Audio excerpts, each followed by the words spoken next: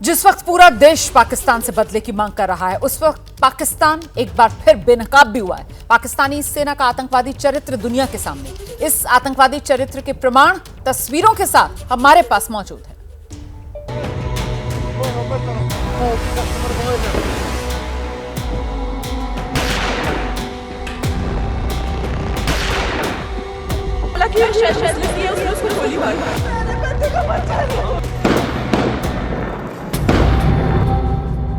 नाम हाशिम मूसा उर्फ आसिफ फौजी उर्फ सुलेमान।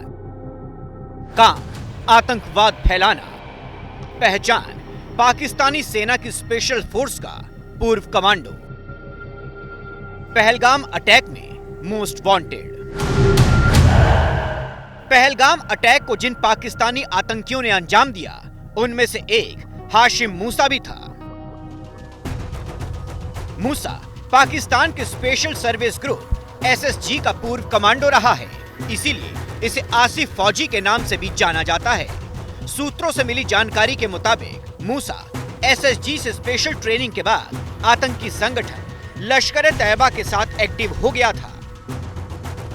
खुफिया एजेंसियों के सूत्रों के मुताबिक जिस तरीके से हमले को अंजाम दिया गया, हाशिम मूसा हमले में शामिल आतंकवादियों को ट्रेनिंग और किट मुहैया कराने वाली टीम का हिस्सा हो सकता है।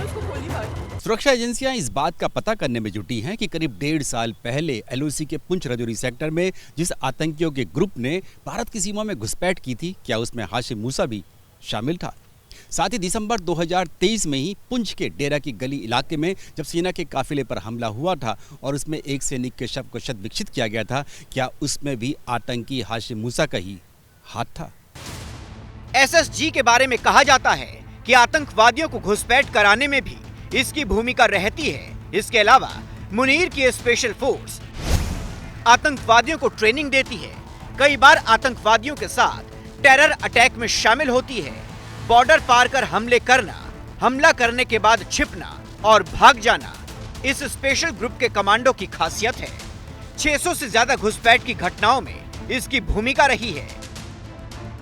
पहलगाम अटैक से पहले भी कुछ घटनाओं के तार इस ग्रुप के साथ जुड़े हैं।